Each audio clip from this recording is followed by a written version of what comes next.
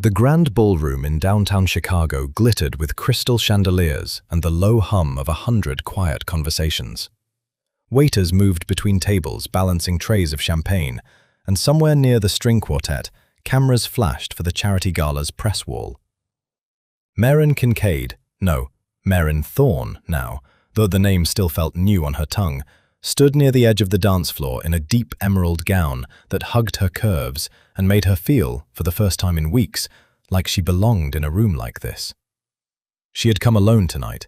Darian was across the ballroom, deep in conversation with two men from the city council, his broad shoulders squared in a black tailored suit, his dark hair combed back, a jagged scar tracing the edge of his jaw that most people were too afraid to ask about.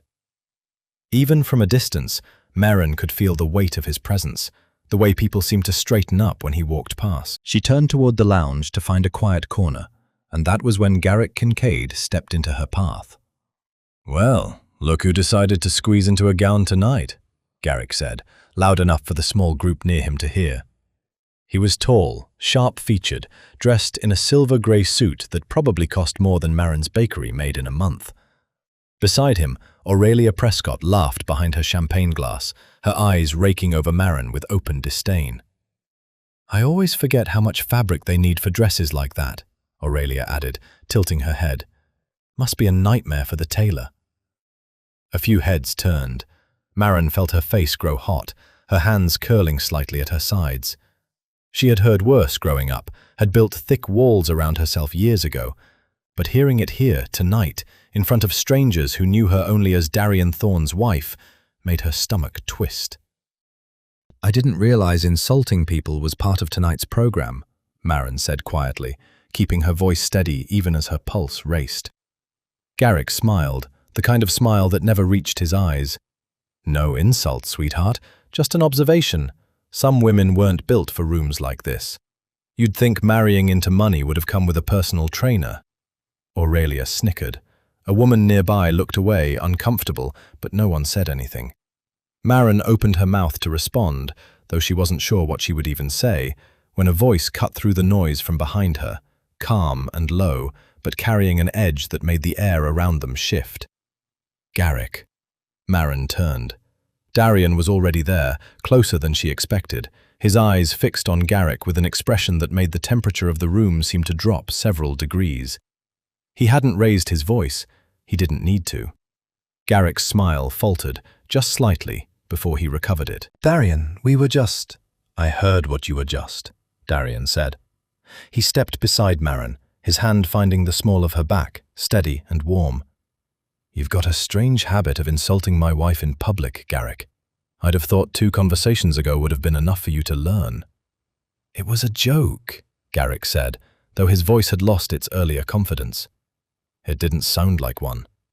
Darian's gaze didn't waver. Neither did the last one, or the one before that. The silence stretched. Aurelia's smile had disappeared completely now, her eyes darting between the two men like she was watching something she suddenly wanted no part of. Darian reached into his jacket, pulled out his phone, and typed something quickly, his thumb moving with the same unhurried precision he brought to everything. He didn't shout. He didn't threaten. He simply pressed send and slid the phone back into his pocket. "What was that?" Garrick asked, an edge of nervousness creeping into his voice now. "A message to my logistics director," Darian said. "Kincaid Freight's access to our shipping lanes and warehouse contracts is being suspended, effective immediately. You'll want to check your accounts in the morning. I imagine your quarter is about to look very different." Garrick's face went pale. "You can't do that. We have contracts." "I can, and I have," Darian said simply. "You built half your firm's growth on access I gave you as a courtesy. Consider the courtesy withdrawn." For a moment, Garrick looked like he wanted to argue further, his jaw working, his hands clenching at his sides. But something in Darian's expression, the stillness of it, the complete lack of anger, seemed to warn him that there was nothing left to say. He grabbed Aurelia's wrist and pulled her toward the exit without another word, weaving quickly through the crowd, leaving behind a trail of whispered conversation in their wake. Maren let out a breath she hadn't realized she was holding. "You didn't have to do that." "Yes, I did," Darian said, turning to face her fully now. His hand moved to her cheek, brief and gentle. Nobody speaks to you like that. Not here, not anywhere. She managed a small smile, though something uneasy still sat in her chest, something she couldn't quite name. It wasn't fear of Garrick, it was something else. A small, nagging worry buried deep beneath the relief, tied to a secret she had been carrying since long before she ever wore Darian's ring. Because Garrick Kincaid wasn't just some stranger who had insulted her at a party. He was the man holding the loan that had saved her father's bakery. And now, because of tonight, she had a feeling their next conversation would not be nearly as easy to walk away from. Morning light spilled through the floor-to-ceiling windows of the Thorne penthouse, catching on the marble countertops and the small vase of white peonies Maren had set on the kitchen island the day before. She stood by the stove in one of Darian's old shirts, flipping eggs, while he sat at the counter scrolling through something on his tablet, a mug of black coffee steaming beside him. "He barely slept," Maren said, sliding a plate in front of him. "I had calls to make." He set the tablet down and looked at her properly for the first time that morning, his eyes softer now than they had been the night before. "About Garrick." Maren's hand paused on the edge of the pan. "I don't want you thinking about him anymore. Last night is over." "It's not over for me until I know he understands the message," Darian said. He reached across the counter and took her hand, turning it gently to press a kiss against her knuckles. "You don't ever have to deal with people like that again, not while I'm standing next to you." She smiled at him, and it wasn't entirely false. She did feel safer with him, safer than she had felt in years. But there was a tightness behind her ribs that hadn't loosened since the ballroom, a private ache that had nothing to do with Garrick's words about her body and everything to do with what he knew about her past. "I mean it," Darian said, standing and rounding the counter to press a kiss to the top of her head. "You're mine to protect. That doesn't change." "I know," she said softly. He left for the office 20 minutes later, dressed in another dark suit, his driver waiting by the private elevator. Maren stood at the window and watched his car pull away from the building far below, a small black shape merging into the flow of morning traffic. Only when it disappeared from sight did she let her shoulders drop. She walked to the bedroom, knelt beside the closet, and pulled out a shoebox tucked behind a row of winter boots. Inside, beneath a folded scarf she never wore, was a slim leather folder. She hadn't looked at it in almost 2 months, not since the wedding, not since she promised herself she would find a way to handle it quietly before it ever became a problem. She opened it now, and the numbers stared back at her the same way they always did, cold and unmoving. 11 months ago, before she had ever heard the name Darian Thorne, her father's bakery on West Loop had been 3 weeks from closing. The ovens were old, the lease had doubled, and the small business loan from her local bank had been denied twice. Her father had spent 30 years building that bakery from a single countertop mixer into a corner shop the whole neighborhood loved, and Maren had refused to watch it disappear because of bad timing and worse luck. Kincaid Financial had approved her application in 4 days. She hadn't known then that Garrick himself sat on the board that reviewed her file. Hadn't known that the interest rate buried in the fine print would balloon after 18 months. Hadn't known that she would still be paying it off long after her father passed away peacefully in his sleep that winter. The bakery saved, at least for a little while. She had met Darian 3 months after her father's funeral. Their romance had moved quickly, the kind of quick that made her mother arch an eyebrow and made Maren herself feel occasionally dizzy with disbelief. He hadn't cared about her size, her background, or the fact that she smelled like flour and cinnamon more often than perfume. He had looked at her like she was the only interesting person in every room they walked into together, and she had fallen for him harder and faster than she ever intended to. She had almost told him about the loan a dozen times, almost every single time, until the fear crept back in. Darian came from a world of syndicates and silent power, a world where debts meant leverage and leverage meant control. If he knew she had walked into their marriage still owing a fortune to a man who now clearly hated her, would he wonder if she had married him partly for the safety net his money provided? Would it plant even the smallest seed of doubt in a relationship she had come to depend on more than she liked to admit. So she had stayed quiet. She made the payments herself, transferring money from the modest savings she'd built running the bakery before the wedding, never touching a cent of Darian's accounts. It had been manageable, barely, as long as nothing changed. But everything had changed last night. Maren closed the folder and pressed her palm flat against the cover, as if she could hold the whole situation still by sheer will alone. Darian had just cut off Garrick's access to the syndicate's shipping lanes, humiliated him in front of half of Chicago's elite. Garrick was not a man who absorbed a blow like that quietly. He was a man who looked for the nearest soft place to strike back. And the nearest soft place was her. She thought about the loan documents sitting in Kincaid Financial's vault, her signature at the bottom of every page, the terms that gave them the right to call the debt due in full if they suspected any change in her financial circumstances. Marrying into one of the wealthiest syndicate families in the country would certainly count as a change in circumstances if Garrick decided to argue it that way. Her phone buzzed on the nightstand, an unknown number. She stared at it for a long moment before answering. Maren Prescott? Garrick's voice purred through the line, using her maiden name deliberately, the way he always had when they'd first negotiated the loan. Or should I say Mrs. Thorne now? We should talk. Soon. The line went dead before she could respond. She sat on the edge of the bed, the folder still open on her lap, and for the first time since her father's funeral, she felt truly and completely alone. The bakery on West Loop smelled like cinnamon and warm butter, the way it always had since Maren was a little girl sitting on a flour sack watching her father work the dough. She had kept the same chalkboard menu, the same mismatched chairs by the window, the same brass bell above the door that jingled every time a customer walked in. It was one of the only places left in her life that still felt entirely hers. She was pulling a tray of cardamom rolls from the oven when the bell rang, sharp and sudden, cutting through the quiet hum of the mid-afternoon lull. She glanced up, expecting a regular customer, and felt her stomach drop. Garrick stood in the doorway, dressed down for once in a charcoal overcoat instead of his usual tailored suits, a leather folder tucked under one arm. He looked around the small shop with faint distaste, as if the smell of fresh bread offended him personally. "Cute place," he said, letting the door swing shut behind him. "Hard to believe this is what started all of it." "We're closing in 20 minutes, Maren said, setting the tray down and pulling off her oven mitts, though her hands had gone cold despite the heat of the kitchen. "You should go." "I don't think so."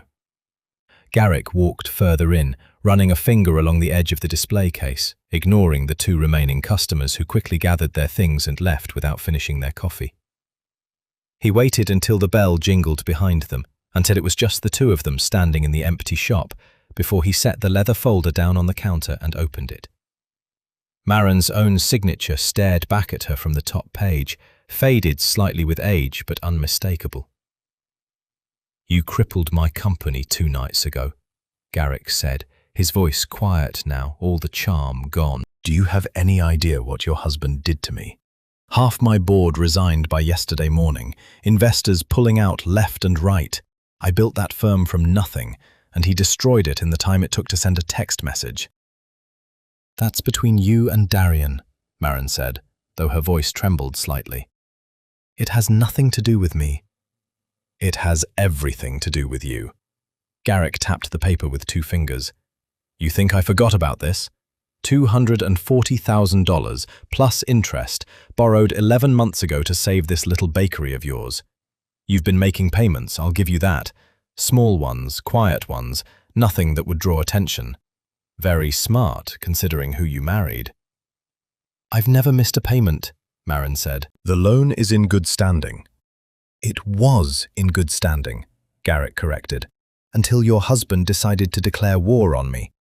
Now I have to make up the losses somewhere, and it turns out I'm holding a very interesting piece of paper with your name on it.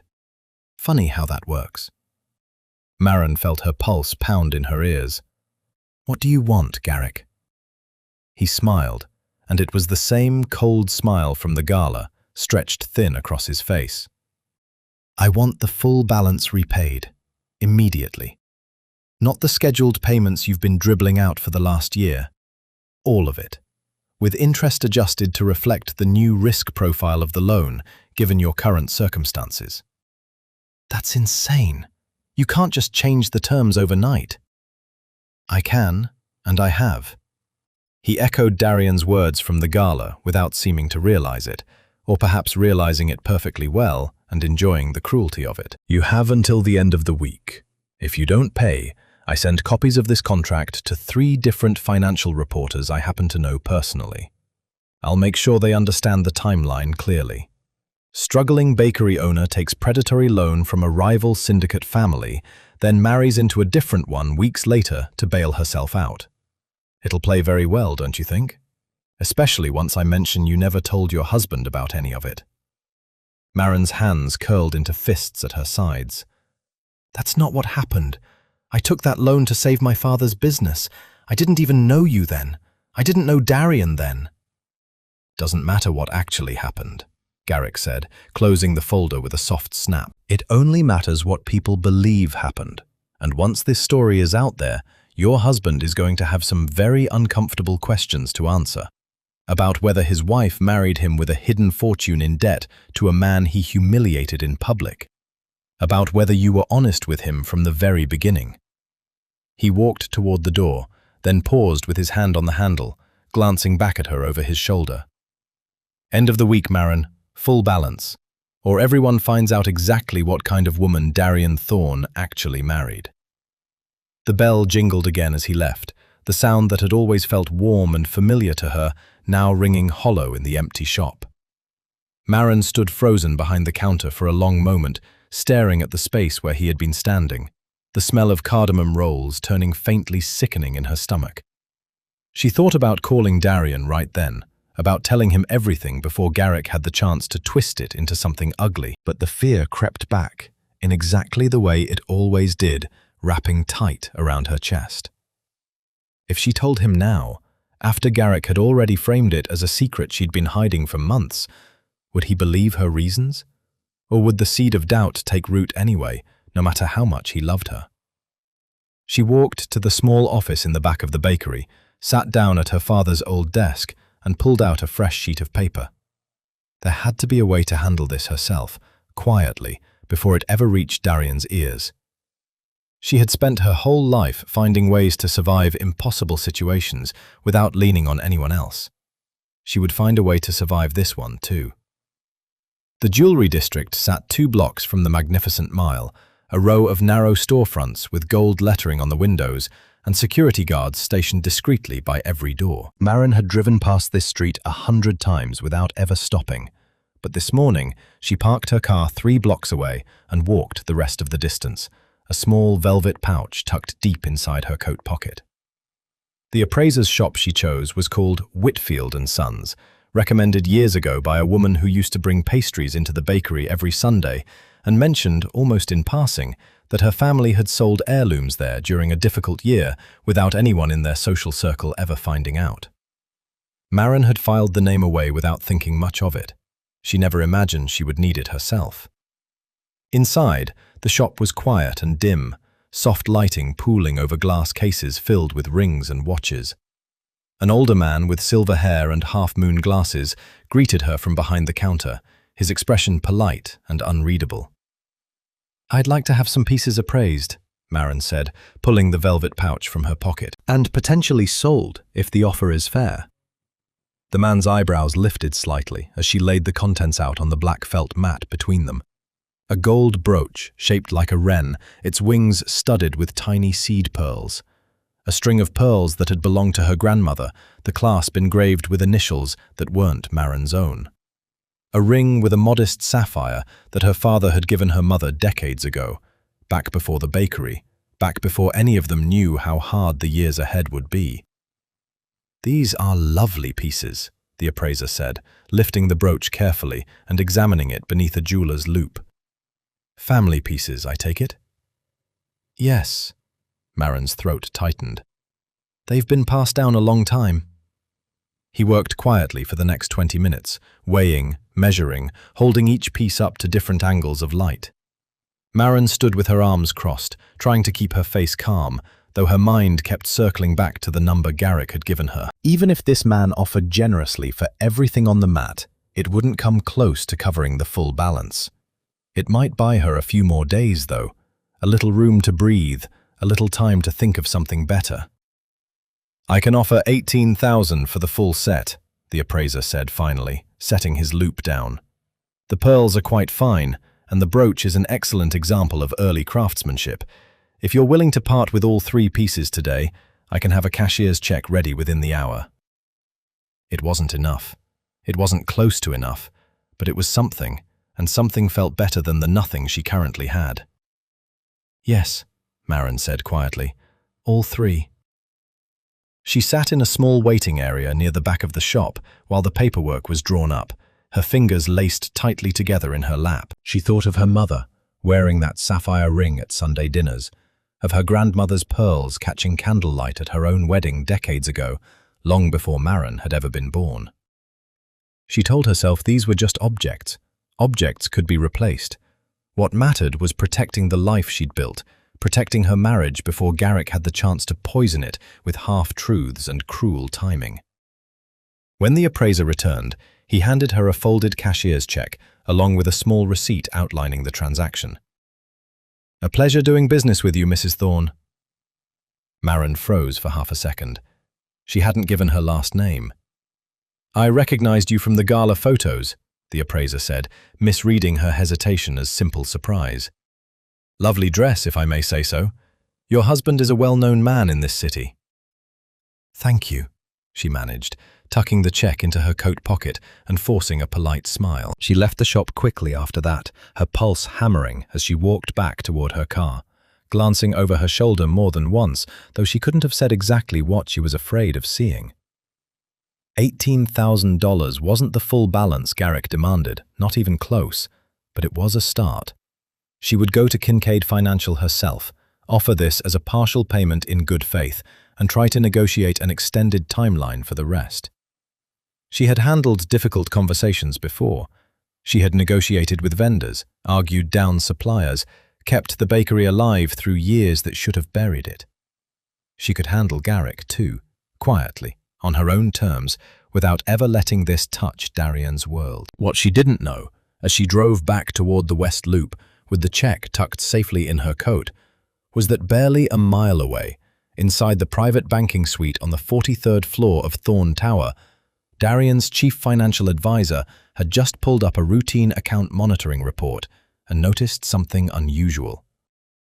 A large cashier's check, issued that morning under Maren Thorne's name, drawn from a jewelry appraisal firm with known ties to discreet estate liquidations, being wired, within the hour, into an escrow account connected directly to Kincaid Financial.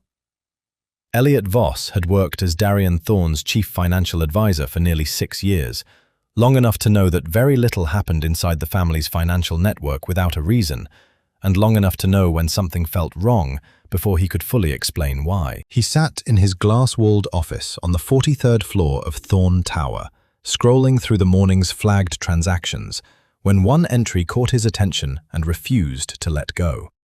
A wire transfer, $18,000, originating from an escrow account tied to Whitfield & Sons Jewelers, routing directly into an account under Kincaid Financial's holding structure.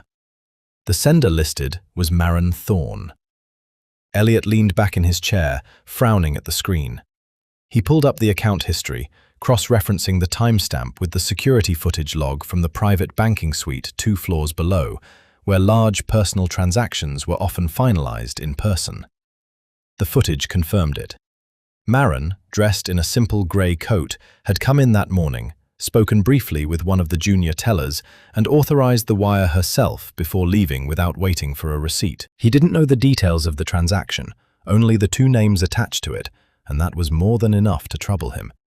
Kincaid Financial, the same firm Darian had severed ties with 2 nights ago at the gala, in front of half the city's most influential families. The same man, Garrick Kincaid, whose name had been buzzing through every private channel and whispered conversation since the story broke. Elliot sat with the information for nearly 20 minutes, debating whether it was his place to raise it at all. Personal finances between a man and his wife were exactly that, personal, and Darian had made it clear from the beginning of the marriage that Maren's accounts were her own business unless she chose otherwise. But $18,000 moving quietly into the pocket of a man Darian had just gone to war with felt like something too significant to sit on, especially with the timing so close together. He thought about calling Maren directly, asking her himself before involving anyone else. He decided against it almost immediately. If there was an innocent explanation, some prior business arrangement or unrelated debt that had nothing to do with the conflict at the gala, then raising it with Darian would only create unnecessary tension in a marriage Elliot genuinely respected. But if there wasn't an innocent explanation, if Maren was somehow entangled with Garrick in a way Darian didn't know about, then staying silent could put both of them at risk. In the end, loyalty to Darian won out over his hesitation. He picked up his phone and dialed directly, skipping the usual chain of assistance and scheduling that separated most employees from Darian's personal line. Darian answered on the second ring, his voice clipped, clearly in the middle of something else. "Elliot, this better be important." "It might be nothing," Elliot began carefully, "but I flagged a transaction this morning I thought you should know about. $18,000 wired from Maren's personal account into an escrow tied to Kincaid Financial. She authorized it in person at the banking suite about 2 hours ago." There was a long pause on the other end of the line. Elliot could hear the faint sound of papers shifting, a door closing somewhere in the background, the small details of a room going suddenly and completely silent. "Say that again," Darian said finally, his voice low. "Kincaid Financial," Elliot repeated. "The wire went through under her name, no note attached, no explanation in the file. I don't have context beyond the transaction itself, but given everything from the gala, I thought you'd want to know immediately rather than finding it later in a routine audit." Another pause, longer this time. Elliot waited, unsure whether he'd just done the right thing or made a terrible mistake. "You did the right thing telling me," Darian said, eventually, though something in his tone had shifted, gone flatter and more controlled than before. "Pull everything you can find on that escrow account. I want to know exactly what it's connected to, what it's been used for historically, and whether there are any other transactions linking back to Kincaid Financial in the last year. Quietly. I don't want anyone outside this office knowing we're looking." "Understood." "And Elliot," Darian's voice softened just slightly, "don't say anything to Maren about this. Not yet." The line went dead. Elliot set his phone down slowly, staring out through the glass wall of his office at the skyline stretching toward the lake, a knot of unease settling low in his stomach. He had expected Darian to be surprised, maybe even concerned. He hadn't expected the silence that followed. The particular stillness of a man carefully deciding how much of his anger to show and how much to keep buried until he understood the full shape of what he was dealing with. Down on the 31st floor, in the office he rarely used but kept immaculately organized regardless, Darian sat motionless behind his desk for several minutes after ending the call. He thought of Maren at breakfast that morning, the careful brightness in her voice when she'd told him not to worry about Garrick anymore, the way her hand had trembled almost imperceptibly when he kissed her knuckles. He thought of the gala, of Garrick's eyes flicking toward Maren with something colder and more calculating than simple cruelty, something that had nagged at him even as he delivered the blow to Kincaid Freight's business. Darian had spent years learning to read the small gaps between what people said and what they actually meant. He had missed something. He was certain of it now. And whatever it was, Maren had been carrying it alone, quietly, for reasons he intended to understand before the week was over. He picked up his phone again, but instead of calling his wife, he dialed his head of legal counsel. "I need a full audit of Kincaid Financial's loan portfolio," he said. "Every active contract from the last 2 years. Start today."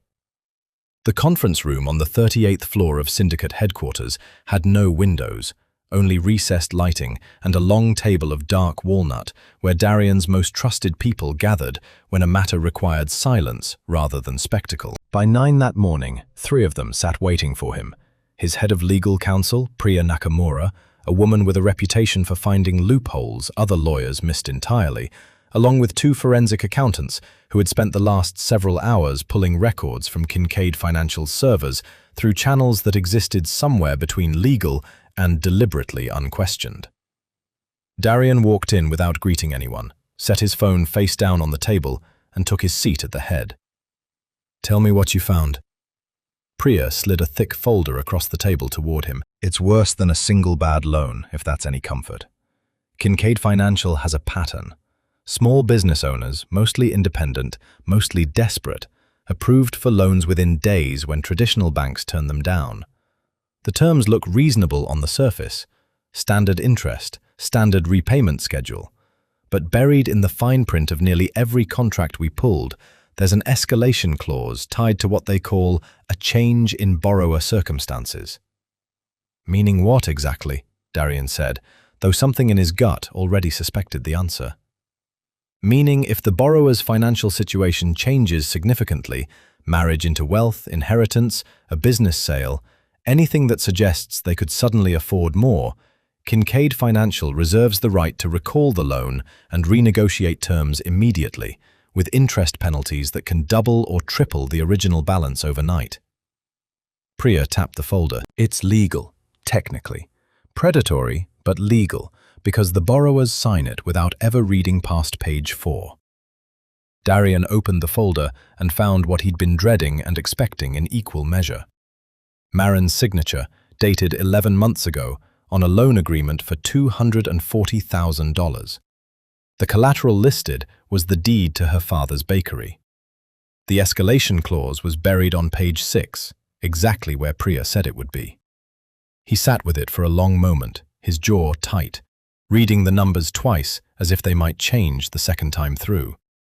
The original interest rate, the escalation terms, a payment history attached at the back of the file showing a series of modest, consistent transfers made monthly for the better part of a year, never late, never missed. "She's been paying this the entire time," Darian said quietly, "on her own." "Every month since the loan originated," one of the accountants confirmed. "Small amounts, well within what her bakery's revenue could support. She never missed a single payment, not once, until yesterday's wire, which appears to have been an attempt at a lump sum toward the balance." Darian closed the folder and pressed his palm flat against the cover, the same gesture Marin herself had made 2 days earlier, though he had no way of knowing that. He thought of the ballroom 2 nights ago, of Garrick's smile as he insulted Marin in front of half the city, and understood now with a cold, sinking clarity that the man hadn't simply been cruel for the sake of it. He had been probing, testing whether Marin would react in a way that revealed anything, watching to see if the debt between them showed on her face. "He's been sitting on this since before we married," Darian said, "waiting." "It looks that way," Priya agreed. "And given what happened at the gala, given that you cut off his firm's access to the syndicate's networks in front of witnesses, I'd guess he's under enormous pressure right now to recover losses fast. A $250,000 loan, suddenly recallable at predatory rates, attached to your wife, is exactly the kind of leverage a desperate man reaches for." Darian stood and walked to the far end of the room, staring at the blank wall as if it might offer him something the folder hadn't. Anger simmered beneath his ribs, sharp and immediate, but it wasn't directed at Marin, not really, though a small and unwelcome part of him wondered why she hadn't told him. He pushed that thought aside almost as quickly as it arrived. He understood exactly why she hadn't told him. He had built a life and a reputation on being a man people feared, a man whose world ran on leverage and control. Of course, she had been afraid that admitting to a hidden debt might make him question her reasons for marrying him at all, however irrational that fear might be. "I want a full valuation of Kincaid Financial's holding company," Darian said, turning back to face the table. "Every asset, every liability, every piece of debt portfolio they're currently carrying, not just Marin's contract. If Garrick's firm is already bleeding from the loss of our logistics contracts, I want to know exactly how much pressure it would take to force a sale." Priya's eyebrows rose slightly. "You're thinking of a buyout?" "I'm thinking of taking the ground out from under him entirely," Darian said. "If I own the holding company, I own every contract underneath it, including hers, and once I own it, I decide what happens to that debt. That's an aggressive move, Priya said, though there was no hesitation in her voice, only calculation. It'll take capital, and it'll need to move fast before he has time to shore up defenses or sell off the debt portfolio to someone else to protect it. Then move fast, Darian said. I don't care what it costs. I want this handled before he has the chance to use her against either of us again. He thought of Maren standing in the kitchen that morning, flipping eggs in his old shirt, smiling at him like nothing in the world was wrong. She had been carrying this weight alone for months, maybe longer, terrified of what he might think if he knew. He intended to end it before she ever had to carry it another day. But first, there was a wire transfer waiting for a rendezvous he didn't yet know was already being arranged. The office sat at the edge of Navy Pier, tucked between two shuttered warehouses that once handled freight for the shipping lines before the docks modernized and moved most of their operations further south. Garrick's accountant, a thin, nervous man named Percy Doyle, had chosen the location deliberately, far enough from downtown that no one from Maren's world or Darian's would think to look for her there. Maren parked her car near the water and walked the last stretch on foot, the wind coming off Lake Michigan sharp enough to sting her cheeks even through the collar of her coat. The cashier's check sat folded inside an envelope in her purse, $18,000 that had once been her grandmother's pearls and her mother's sapphire ring, now reduced to a number on a slip of paper she hoped would buy her enough time to figure out the rest. Percy met her at the door, offering a thin smile that didn't reach his eyes. "Mrs. Thorne, right on time." The office inside was sparse, a single desk, 2 chairs, a space heater humming in the corner against the cold seeping through the warehouse walls. Maren sat across from him and slid the envelope forward without waiting to be asked. 18,000, she said. It's not the full balance, I know that, but it's a good faith payment, and I'm asking for an extension on the rest. 6 months, maybe less if my numbers at the bakery pick up the way they usually do in spring. Percy opened the envelope, examined the check briefly, and set it aside without any visible reaction. He opened a slim folder of his own instead, flipping to a page near the back. "I appreciate the gesture," he said, "but I'm afraid the terms have changed since we last spoke with your husband's people."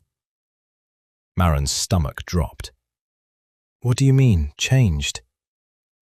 "Mr. Kincaid has added a breach of contract penalty," Percy said, sliding the page toward her. "Given the disruption caused to Kincaid Financial's operations this week, and given that we believe your marriage constitutes exactly the kind of change in circumstances outlined in your original agreement, the full balance is now due, along with an additional 40% penalty for what he's characterizing as attempted concealment." Maren stared at the numbers, her mouth going dry. The figure at the bottom of the page was nearly double what Garrick had originally demanded at the bakery. "This is extortion," she said, her voice shaking now despite her best efforts to keep it steady. "You can't just invent penalties whenever it's convenient." "I'm only the messenger," Percy said, folding his hands on top of the desk. "Mr. Kincaid was quite specific. He wants the full amount, including the penalty, by midnight tonight. Otherwise, the original contract, along with a detailed account of the timeline, goes out to 3 financial reporters first thing tomorrow morning." "I gave you a payment in good faith," Maren said. "I want the original document released. That was the agreement." "There was no agreement," Percy said, "not officially. This was a discussion, Mrs. Thorne, nothing more. I'm afraid I can't release anything without full payment." Maren sat frozen for a moment, the check sitting uselessly on the desk between them, useless the way everything about this situation had become useless the moment Garrick decided to weaponize a debt she had spent nearly a year paying down honestly. She thought of every version of this conversation she had rehearsed in her head on the drive over, none of which had prepared her for a demand this absurd, this deliberately impossible to meet by midnight. "You know I can't get that kind of money by tonight," she said quietly. Percy's expression didn't change. "Then I suppose we'll be in touch with the reporters tomorrow." She stood abruptly, her chair scraping against the concrete floor, the envelope still sitting on the desk where she'd left it. "Keep the 18,000, she said, her voice tight with something between anger and fear. Consider it a partial payment toward whatever this becomes. But you tell Garrick I'm not going to sit quietly while he invents new numbers every time he feels like squeezing me for more." She turned and walked out of the office before Percy could respond, the cold air outside hitting her like a slap the moment the door swung shut behind her. She walked quickly toward the water, her arms wrapped around herself, her mind racing through options that all seemed to end in the same impossible place. There was no version of tonight where she found that kind of money on her own. There was no version of this where she could keep protecting Darian from the truth much longer, not with Garrick threatening to hand the story to reporters within hours. She reached the edge of the pier and stopped, staring out at the grey water stretching toward a horizon she couldn't see clearly through the haze rolling in off the lake. For the first time since this began, she let herself cry, quick and furious, wiping at her face with the back of her sleeve before anyone could see. She didn't hear the car pull up behind her, its engine quiet, its headlights cutting through the fog along the empty dock road. She didn't notice until a door opened and closed with a soft click, until familiar footsteps approached across the gravel, slow and deliberate, the way Darian always walked when he already knew exactly what he was about to say. Maren turned at the sound of footsteps and found Darian standing a few feet away, his coat collar turned up against the wind, his eyes fixed on her with an expression she couldn't quite read. For a moment, neither of them spoke, the wind pulling at her hair, the lake churning grey and restless behind her. "How did you find me here?" she said finally, her voice hoarse from crying, though she tried to smooth it over. "I've had people watching Kincaid Financial's movements since yesterday morning," Darian said. He didn't step closer yet, giving her space, though his jaw was tight in a way that told her he was holding something back. "When Percy Doyle left his office and drove to a warehouse on Navy Pier, I had a feeling I already knew why." Maren's chest tightened. "You know." "I know about the loan," Darian said. "I know it's been 11 months, that you've made every single payment on time, that you took it out to save your father's bakery before you ever knew my name. I know about the escalation clause Garrick's using to try and bleed you dry, and I know you tried to sell your grandmother's pearls and your mother's ring this morning to buy yourself a few more days without ever telling me any of it." Each sentence landed like a small blow, not from anger in his voice, but from the sheer weight of how much he already understood, how thoroughly he had pieced together everything she had spent months trying to keep hidden. Maren felt her knees go slightly weak, relief and shame tangling together until she couldn't tell which feeling was stronger. "I was going to tell you," she said. "I swear I was. I just kept waiting for the right time, and then Garrick showed up at the gala, and then the bakery, and everything just kept happening faster than I could." Maren. Darian finally closed the distance between them, his hands coming up to cup her face, his thumbs brushing gently against her cold cheeks. "You don't have to explain yourself to me." "I do," she said, her voice breaking slightly. "I should have told you the day you proposed. I should have told you before the wedding. I was so afraid you'd think I only wanted you for the money, that you'd look at me and see someone who married her way out of a debt, instead of someone who actually—" "Stop," he said gently, though firmly enough to cut through the spiral she was falling into. "I have never once, in the entire time I've known you, thought you loved me for money. You fought me on almost everything in the beginning. You argued about splitting the bill on our second date. You still insist on paying for your own dry cleaning, even though I've told you 100 times it's already handled. If you wanted money, Maren, you picked the strangest possible way to go about getting it." A small, watery laugh escaped her despite everything, and some of the tension in her shoulders eased slightly. "I'm not angry that you took the loan," Darian continued. "You were trying to save your father's business. Anyone who knew you would understand that. I'm not even angry that you tried to handle it quietly, though I wish you hadn't. I understand why you were afraid. What I am is furious that Garrick has spent the last several days using it to terrify you, and that he's sitting somewhere right now feeling clever about it. He wants the full balance plus a 40% penalty by midnight," Maren said. "Or he sends the contract to reporters tomorrow morning. I told his accountant to keep the partial payment and tell Garrick I wasn't going to be squeezed for whatever number he decided to invent next." Something flickered across Darian's face at that. something that looked almost like pride buried beneath the anger. "Good," he said. "That's exactly the right instinct." "I don't know how I'm supposed to find that kind of money by tonight," she admitted. "I don't even know if it matters anymore. He'll just change the number again." "He won't get the chance," Darian said. He reached for her hand, lacing his fingers through hers, his grip warm despite the cold pressing in around them. "Get in the car. It's freezing out here, and there's nothing left for you to solve tonight. I'm handling Garrick myself, starting tomorrow morning." "What are you going to do?" A faint, humorless smile crossed his face, the kind she had learned over the months of their marriage to recognize as the expression he wore right before something significant happened in his world of quiet, devastating leverage. "I'm going to make sure he never has the chance to threaten you again," Darian said. "Not with reporters, not with penalties, not with anything."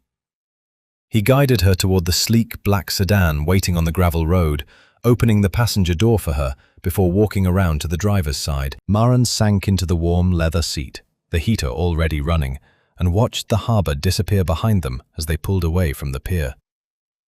"I should have trusted you sooner," she said quietly, staring out the window at the city lights beginning to blur past. "You're trusting me now," Darian said, reaching over to take her hand again as he drove. "That's what matters."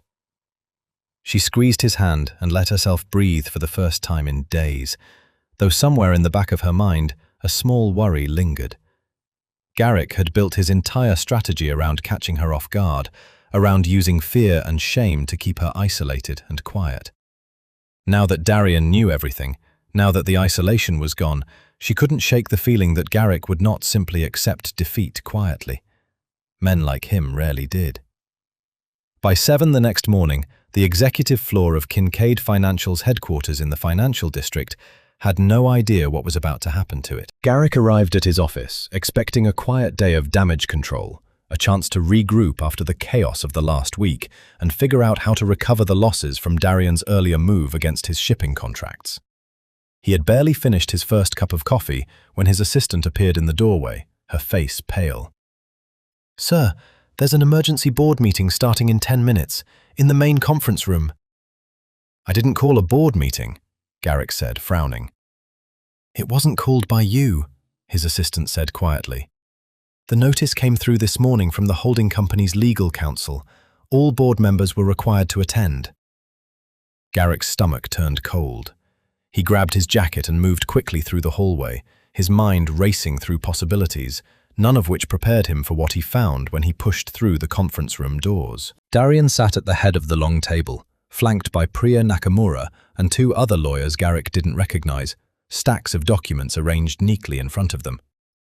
The rest of the board members were already seated, their expressions ranging from confused to visibly nervous, several of them refusing to meet Garrick's eyes as he entered. "What is this?" Garrick said, his voice sharp. "This is my company. You don't have the authority to call a meeting in my own boardroom." "Actually," Priya said, sliding a folder across the table toward him, "as of 6 this morning, this is no longer entirely your company." Garrick opened the folder with shaking hands. Inside were transfer documents, acquisition papers, signatures from 3 of the largest shareholders in Kincaid Financial's parent holding company, each of them agreeing to sell their combined controlling stake to Thorn Enterprises, for a figure that made Garrick's vision blur momentarily at the edges. "You can't do this," he said, though the words came out weaker than he intended. "These shareholders wouldn't sell without my approval. I'd have known." "You would have known if your shareholders hadn't spent the last 3 days watching your firm hemorrhage every major contract it depends on," Darian said calmly. "Turns out fear is a powerful motivator when it comes to protecting personal investments. Once word got out that I'd severed your logistics access, and once a few of them heard whispers about predatory lending practices that might attract regulatory attention, my offer became significantly more appealing than staying loyal to you." "This is illegal," Garrick said, though even as he spoke he could see several board members shifting uncomfortably, none of them rushing to his defense. "It's entirely legal," Priya said. "Every transaction was conducted through proper legal channels, with full documentation and shareholder consent. You're welcome to have your own counsel review it, though I'd imagine they'll reach the same conclusion my team did. Garrick's eyes moved around the table, searching for any sign of support, finding none. The men and women who had sat beside him for years, who had profited alongside him through every questionable loan and every quiet escalation clause buried in the fine print, now sat with their hands folded, waiting for the meeting to conclude so they could distance themselves as quickly and quietly as possible. "What do you want?" Garrick said finally, his voice hollow now. "You've already taken my logistics access. You've already humiliated me in front of half the city. What more could you possibly need from this?" "I want everything that belongs to my wife returned to her, cleanly, with no strings attached," Darian said. "And I want every other borrower currently trapped under one of your escalation clauses reviewed and renegotiated under fair terms, starting immediately. My legal team has already flagged 43 active loans, with language nearly identical to the one you used against Marin." 43, Garrick repeated, the number landing somewhere between disbelief and dawning horror. "Small business owners," Darian said. "Restaurant owners. A woman running a daycare out of her home. A man trying to keep his auto shop open after his partner passed away. You built an entire strategy around trapping desperate people and waiting for the right moment to squeeze them. I intend to undo every part of it." Garrick sank into the nearest empty chair, the folder still open in his lap, the reality of what had happened settling over him in slow, crushing waves. His firm, the one he had built from nothing over 15 years, no longer belonged to him in any meaningful sense. The board members who remained were already exchanging quiet glances, calculating how quickly they could align themselves with the new ownership before their own positions became vulnerable. "You're finished," Darian said, and though his voice remained level, there was no mistaking the finality in it. "As of this morning, you no longer hold an executive position at this firm. Your personal accounts connected to any assets derived from predatory lending practices have been frozen pending a full compliance review. You have exactly one choice remaining, Garrick, and it's a narrow one." "What choice is that?" Garrick said, though he already suspected he wouldn't like the answer. "You can cooperate fully with the review, return every improperly escalated loan to its original terms, and walk away with whatever legitimate assets remain untouched by the investigation," Darian said. "Or you can fight this in court, in which case I promise you every predatory contract, every threatened borrower, and every quiet act of coercion will become public record before the case ever reaches a judge." The room had gone completely silent, the only sound the faint hum of the air conditioning and the distant murmur of traffic far below the windows.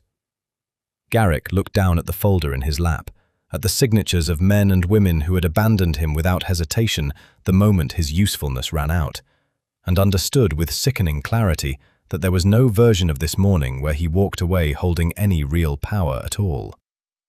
"I need to think about it," he said quietly.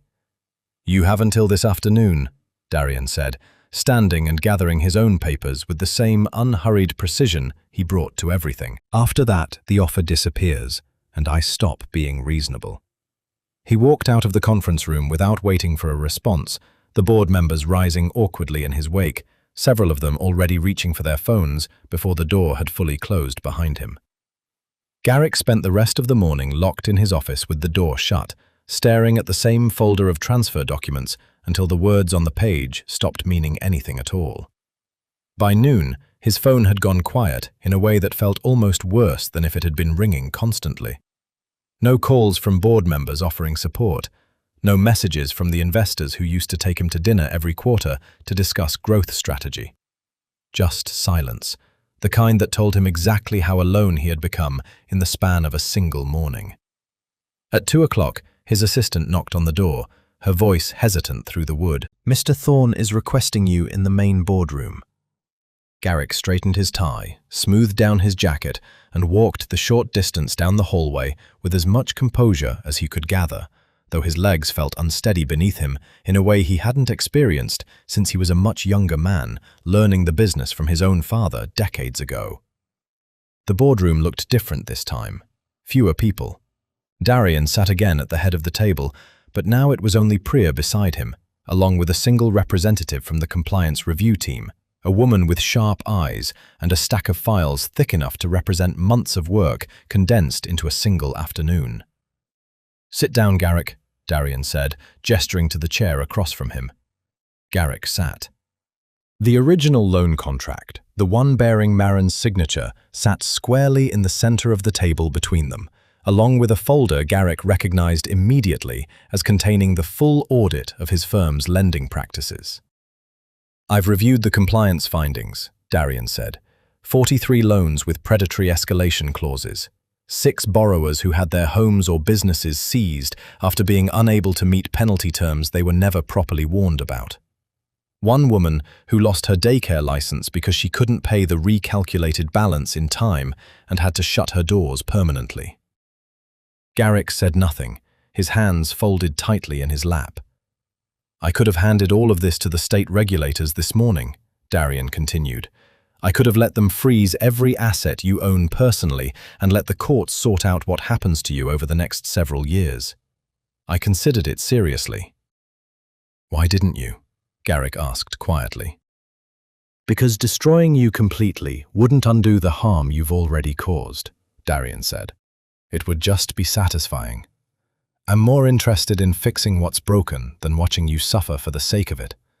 Though I won't pretend the second option didn't cross my mind more than once." He slid a single sheet of paper across the table. Garrick picked it up with hands that weren't entirely steady, scanning the terms quickly. His resignation, effective immediately, from every executive role connected to the firm. A permanent ban from serving on the board of any company under Thorn Enterprises oversight. Full cooperation with the compliance review, including personal restitution paid to each of the 43 affected borrowers from his own frozen assets, calculated based on the illegal penalties they'd been charged. "And if I sign this," Garrick said, "what happens to me?" "You keep whatever legitimate assets remain once restitution is paid," Darian said. "You walk away without criminal charges, without your name appearing in any regulatory filing beyond what's legally required. It's not nothing, Garrick. Considering everything you've done, it's more mercy than most people in your position would receive." Garrick's eyes moved to the original loan document sitting beside the resignation letter, Marin's signature staring back at him from 11 months ago, back when she had been desperate and vulnerable, and he had seen nothing but an opportunity to profit from her fear. "There's one more condition," Darian said, his voice dropping slightly, quieter now, though somehow more dangerous for it. "Marin is coming here this afternoon.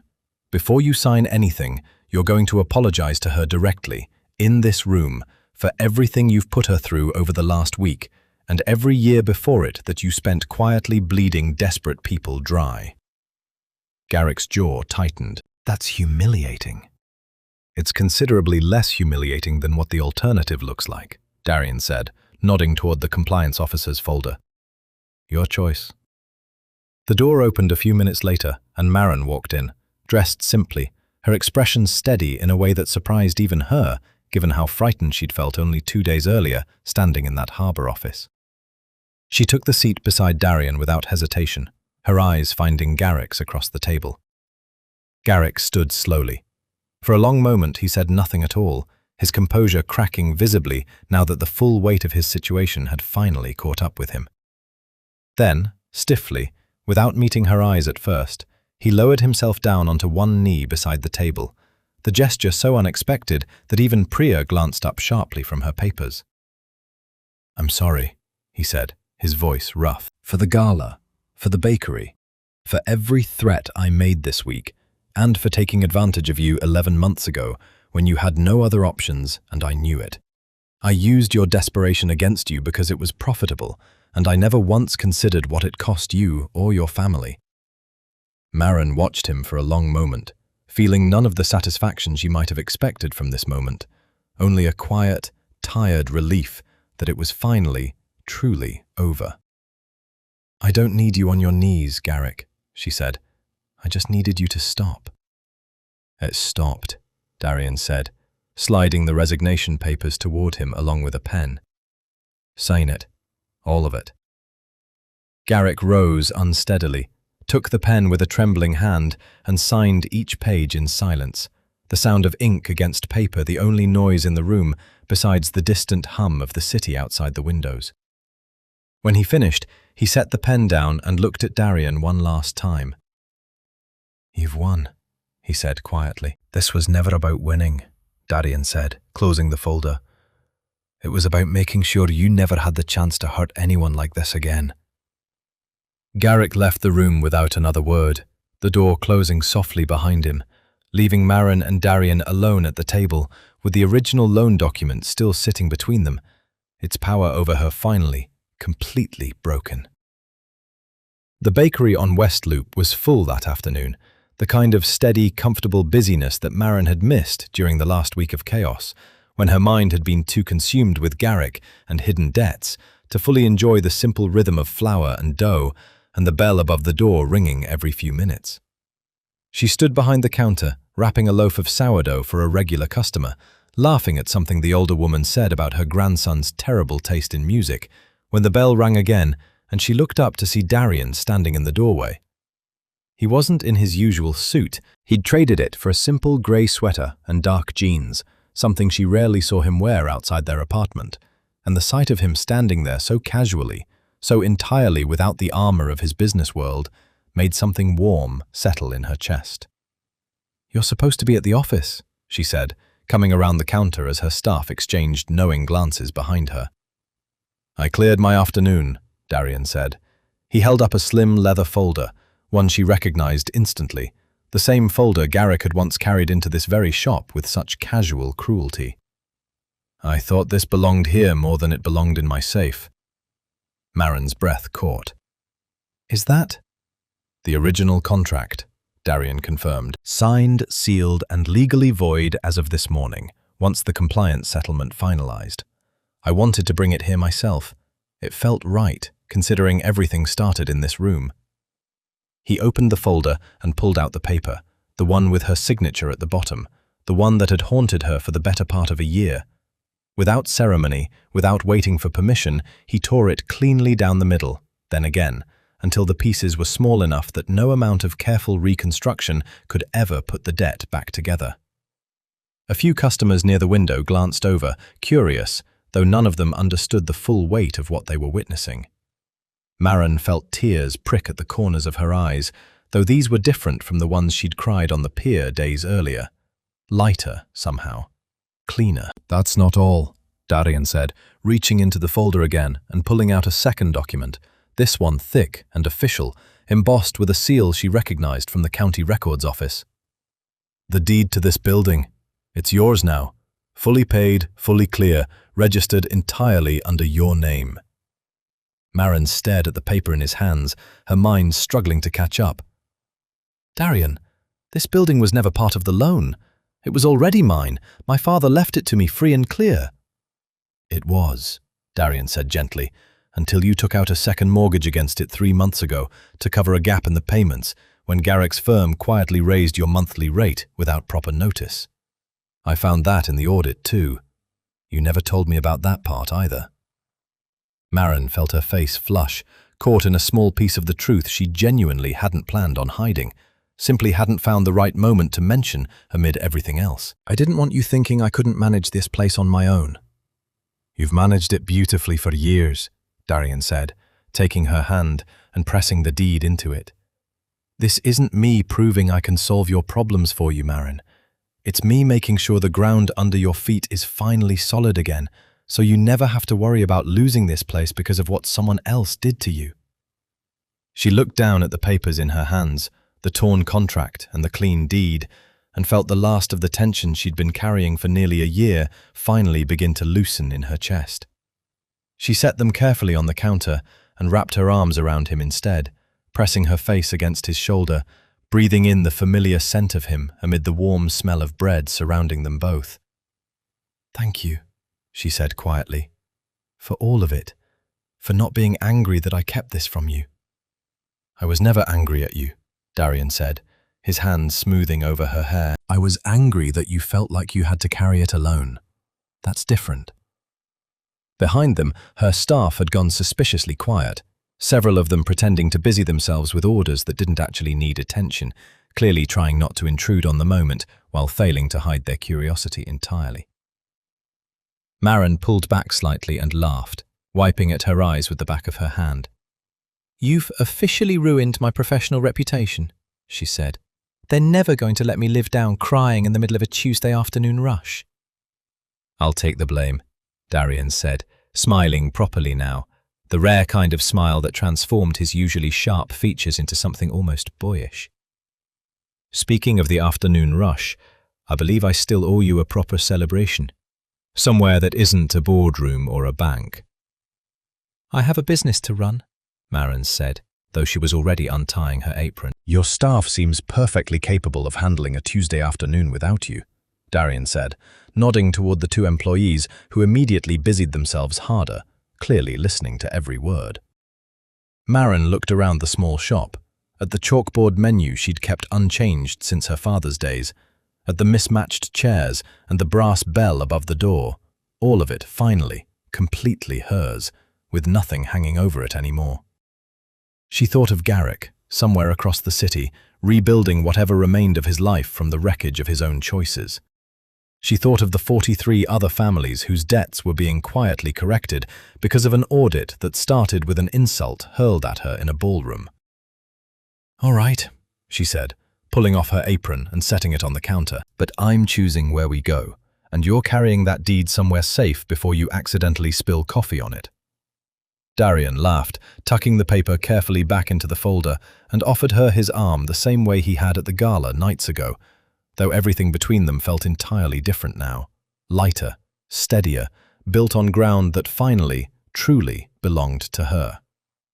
They walked out together, the bell above the door ringing softly behind them, carrying nothing heavier now than the simple, ordinary weight of a life finally free to begin again.